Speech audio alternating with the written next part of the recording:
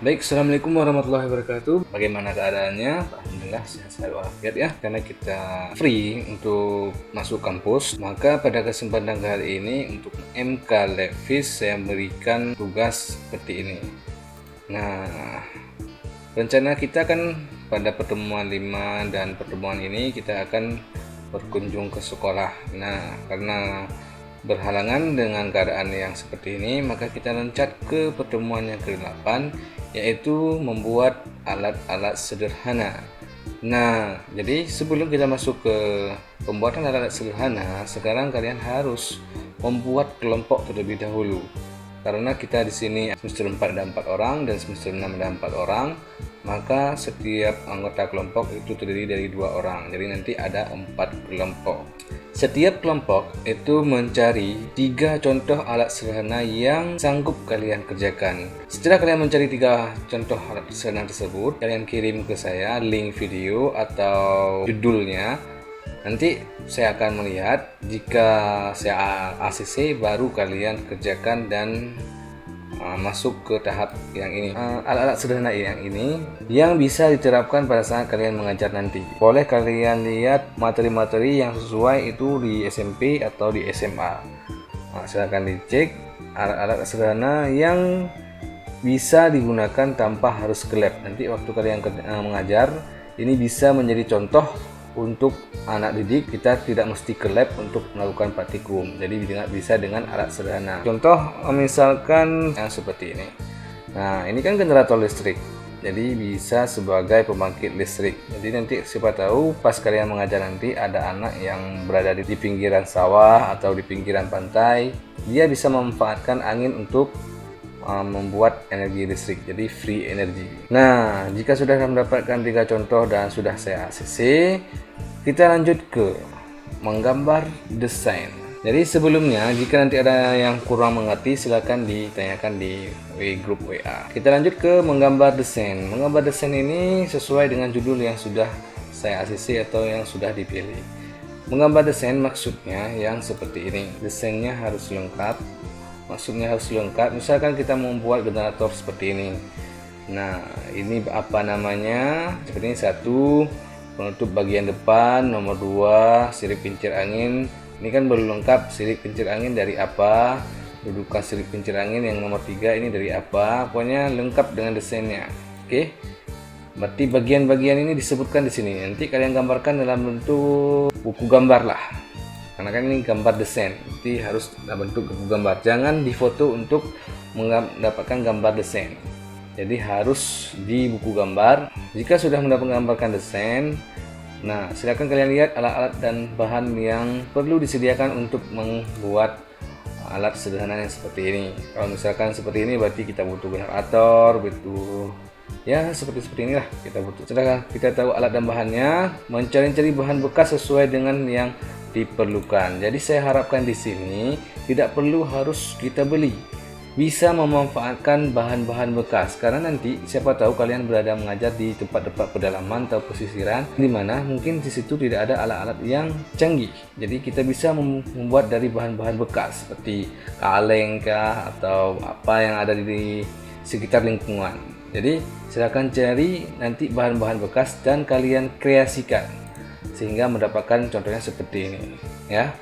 Pokoknya kita di sini saya menilai kreativitas dan idenya sendiri. Oke, selanjutnya kita mengecek semua bahan. Tahap selanjutnya itu membuat sesuai dengan desain. Nanti kalian udah desain semua, baru langsung kerjakan. Kenapa kita butuh desain terlebih dahulu? Tanpa desain kita tidak bisa membuat suatu alat. Selanjutnya membuat modul. Nah, untuk membuat modul itu ada formatnya, nanti saya share di grup atau di WA. Nah, ini formatnya. Yang pertama ada judul alat sederhana. Judulnya nanti disesuaikan sesuai dengan alat sederhana yang dibuat. Nah, nama anggota kelompok, semester dan bla bla bla seperti biasa. Dan di sini gambar alat sederhana yang sudah kalian buat. Oke, ini tinggal diikuti saja. Lanjut ke daftar isi. Daftar isi ini ya berisi tentang seperti ini: tujuan, dan bahan, dasar teori pendukung, desain gambar, langkah pembuatan, basic kerja, dan kesimpulan, serta daftar pustaka. Oke, untuk judul, berarti di sini sesuai dengan judul ini. Oke, pindah ke sini nanti. Baik, tujuan pembuatan. Nah, tujuan pembuatan ini berarti sesuai dengan alat sederhana yang kalian buat. Itu misalkan seperti ini. Tujuan pembuatan untuk bisa mempermudah proses pembelajaran tentang materi apa, atau tujuan pembuatan untuk membuktikan ini. Pokoknya tujuan pembuatan ini hampir sama dengan tujuan praktikum juga. Oke, nanti kalian buat aja nanti. Saya koreksi lagi jika nanti ada yang salah. Oke.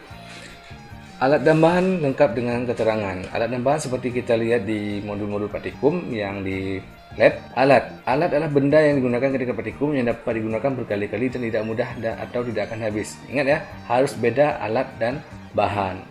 Sedangkan bahan, benda baku utama yang diolah dan dapat habis. Jadi nanti lihat yang mana alat dan yang mana bahan. Jangan tanyakan pada saya mana alat dan mana bahan. Silakan kalian buat aja sendiri. Nanti saya akan melihat bagaimana kalian itu bisa membedakan dalam alat dan bahan. Oke. Selanjutnya, dasar teori pendukung. Poin nomor 3 itu ada teori. Berarti sesuai dengan judulnya dan tujuan ya. Jadi teorinya apa saja yang mendukung untuk alat sederhana ini.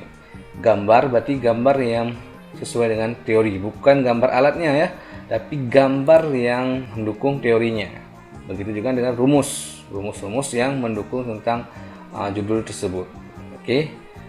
Nah, di sini desain gambar yang saya katakan tadi. Selanjutnya langsung ke langkah pembuatan. Langkah pembuatan lengkap dengan gambar. Kalau misalkan kalian bingung, bisa kalian ambil pedoman di modul praktikum pada saat kalian praktikum di lab. Nah, situ kan biasanya ada saya buat gambar. Dan selanjutnya kalian buat langkah pembuatannya. Langkah pembuatan ini bisa kalian buat gambarnya step by step.